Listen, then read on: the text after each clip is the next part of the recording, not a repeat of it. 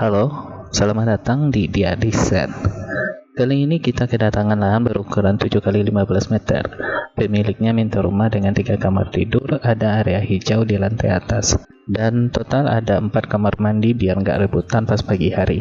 Tampilannya, Anda bisa lihat sendiri di layar, dominasi warna kayu warm dan beton hitam yang dikombinasikan dengan secondary skin kayu meliuk-liuk yang estetik biar kelihatan berwibawa dari luar. Ngomongin soal kata berwibawa, sengaja gua desain dengan pendekatan modern kontemporer yang tegas.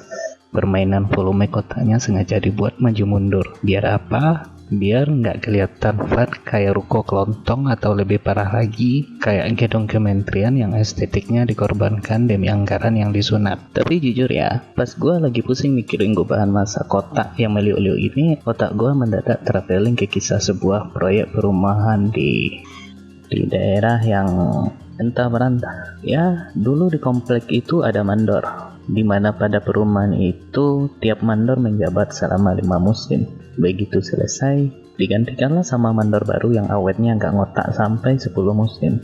Mandor satu ini sangat legendaris. Kalau diajak rapat koordinasi sama perumahan sebelah, dia kurang lancar ngomong. Dan kalau ada kuli atau warga komplek yang demo protes, "Mas, ini atap bocor, jalan bolong, semen kurang, harga cabai naik," dia bakal mengeluarkan jurus jawaban paling sakti di muka bumi. Ya, nggak tahu, kok tanya saya.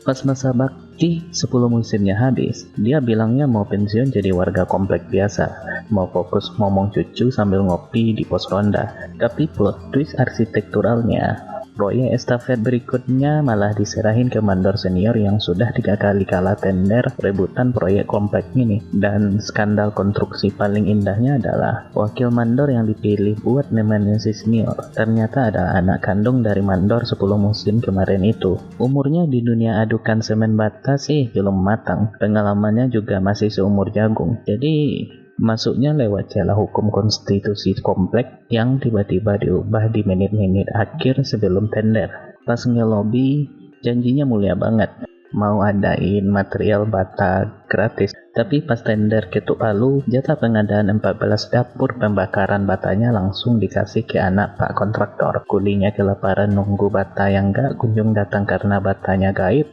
Sementara anak kontraktornya kenyang makan komisi dapur pembakaran bata. Gitu aja dulu, barusan ada Kang Bakso lewat. Di bagian depan, kita punya carport fungsional yang dilindungi kanopi. Cukup buat 1 mobil putih hasil kerja keras sendiri tanpa bantuan bansos komplek dan dipagari besi lipat hitam biar aman dari lirikan tetangga. Begitu buka pintu utama, kita langsung ketemu ruang tamu. Ruangan ini ukurannya kompak, berfungsi sebagai filter sosial kalau ada kurir paket datang atau tim sukses mandor komplek mau bagi-bagi amplop serangan fajar. Cukup tahan di sini. Jangan dikasih masuk ke area dalam, biar interior kita nggak terkontaminasi polusi janji manis. Biar nggak ada space yang mubazir. Di bawah tangga ini gua manfaatin sebagai kamar mandi pertama. Desainnya kompak dan tersembunyi rapi. Pas banget buat toilet tamu yang berkunjung biar mereka nggak perlu masuk ke area private kalian. Ruang tamu tadi juga bisa kalian ubah fungsi jadi kamar tidur. Masuk lebih dalam, suasananya langsung plong karena gua pakai konsep full open space ruang keluarga. Memangkas dinding masif itu penting, biar dompet kalian gak ikutan menangis karena beli batako kebanyakan.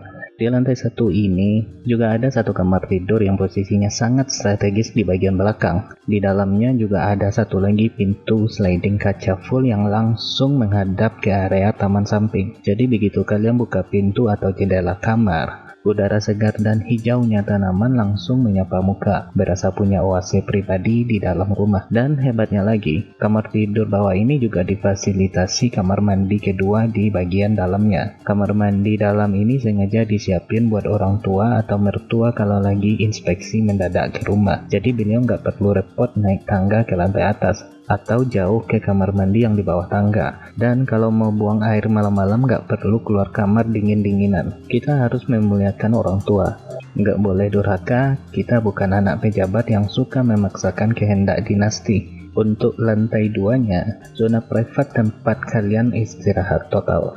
Begitu sampai di lantai 2 melalui tangga, Space pertama yang kita temui adalah area duduk santai ini. Area duduk ini sengaja dirancang fleksibel biar bisa dialihkan sebagai area sholat keluarga. Sedikit nasihat, sholatlah kalian tepat waktu selagi masih hidup di bumi.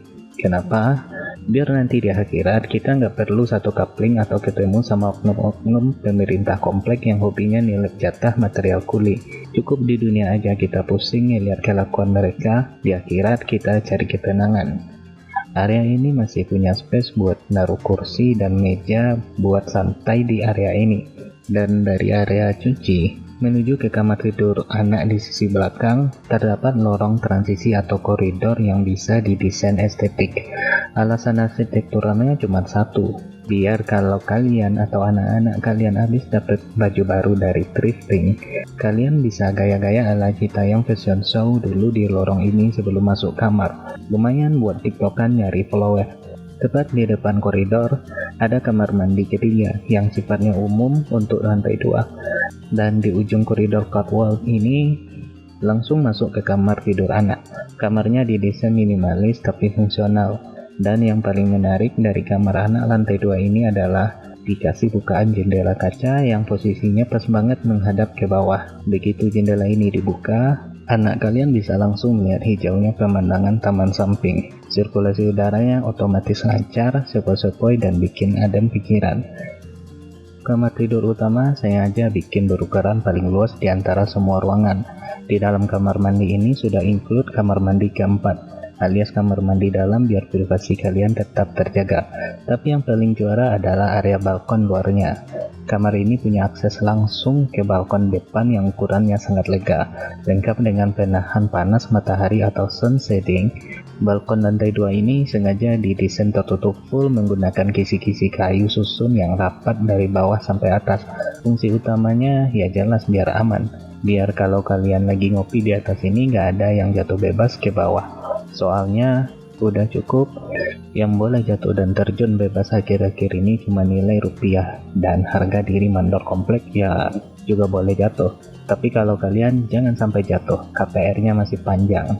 Kesimpulannya, rumah 7x15 meter ini juga bisa membuktikan kalau keterbatasan lahan bisa menghasilkan fungsi maksimal.